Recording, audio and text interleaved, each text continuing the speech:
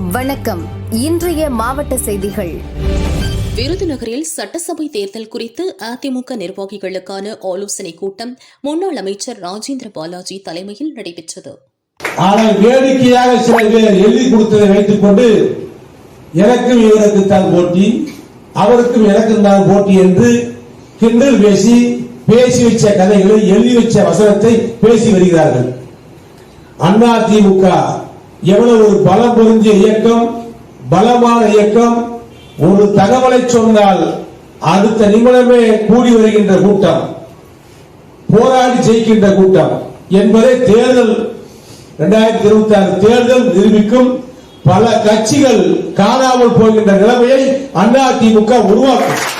போட்டியிலே இல்லை என்று சொல்லி நக்கலாக சொல்வது 4 பேருக்கு வேணா சிரிப்பாக இருக்கலாம். உன்னை அடித்து நொறுக்குவதற்கு லட்சக்கணக்கான அதிமுக தொண்டர் தயாராக இருக்கிறார். பேசக்கூடாது என்பதற்காக வாயை பொத்திக் கொண்டிருக்கின்றேன். எடப்பாடியுடைய கண்ணசென்றால் என் நாம செய்யும். அப்போது உங்களுடைய மணிமோடு மட்டுமல்ல, எதிர்க்கின்றவருடைய அத்தனை பேருடைய கொட்டங்களை அடக்குகின்ற விதமாக எங்களது பணி இருக்கும். அதிமுக வயசு 53, அனுபவம் பெற்ற வயசு அதிமுகவுக்கு. ஓடி விளையாண்டு உடலை தனாக வைத்திருக்கின்ற, திடமாக வைத்திருக்கின்ற இயக்கம் அதிமுக. இந்த இயக்கம் களத்தில் என்று சொல்லி கிடைத்த இடத்திலே மைக்கு கிடைத்தது பேசினால் பல பிரச்சனைகள், பல விளைவுகள், பல தோல்விகள், பல துன்பங்கள் அத்தனையும் நீங்கள் சந்திக்க வேண்டி இருக்கும். தேர்தல் களத்திலே நீங்கள் கஷ்டம் வந்த நேரத்திலே மனச்சாட்சியோடு, மனிதாபிமானத்தோடு சட்டமன்றத்தில் வெளியிலும் குரல் கொடுத்து ஆதரவு கொடுத்து உங்களை காத்த தலைவர் எடப்பாடியார். அதை மறந்து விடாதீர்கள். இத்தோடு முடிவு உங்கள் கதி என்று சொன்ன நேரத்தில் யாராக இருந்தாலும் சரி, சட்டப்படிதான் நடவடிக்கை எடுக்க வேண்டும், நியாயப்படிதான் நடக்க வேண்டும் என்று சொல்லி சட்டமன்றத்தில் முழக்கம் கொடுத்த தலைவன், தன்னை பற்றி சிந்திக்காமல் சமுதாயத்தினுடைய நன்மைக்காக சிந்தித்து சட்டமன்றத்தில் குரல் கொடுத்த தலைவன் அதிமுக பொதுச்செயலர் எடப்பாடியார். அவரை இன்றைக்கு கையாடி வச்சுக்கின்ற அளவுக்கு நீங்கள் செல்கிறீர்கள் என்று சொன்னால் காலம் உங்களுக்கு பதில் சொல்லும். அதிமுக தொண்டன் உங்களுக்கு முடிவரை எழுதுவார். வெல்லும். அதிமுக ஆட்சி வளரும். தஞ்சாவூர் குறுங்குளம் பகுதியில் அண்ணாதுரை அரசு சர்க்கரை ஆலை செயல்படுகிறது. ஆலையில் நடப்பு ஆண்டிற்கான கரும்பு அரவை பணிகள் தொடங்கியது. இந்த ஆண்டு 1800 விவசாயிகள் கரும்பு சாகுபடிக்கு பதிவு செய்திருந்தனர். 5500 ஏக்கர் பரப்பளவில் கரும்பு சாகுபடி செய்யப்பட்டது. தற்போது அறுவடை பணிகள் துவங்கியுள்ளன. அறுவடை செய்த கரும்புகளை விவசாயிகள் சர்க்கரை ஆலைக்கு அனுப்பி வருகின்றனர். கடந்த ஆண்டு 1,25,000 டன் கரும்பு அரவை செய்யப்பட்டது. இந்த ஆண்டு 1,60,000 டன் சர்க்கரை உற்பத்தி செய்யப்படும் என எதிர்பார்ப்பதாக ஆலை தலைமை நிர்வாகி ராமன் தெரிவித்தார். பொதுவாக ஆண்டுதோறும் 6 லட்சம் மெட்ரிக் டன் கரும்பு அரவை செய்யப்படும். ஆனால் தற்போது கரும்பு சாகுபடி கணிசமாக குறைந்துள்ளது.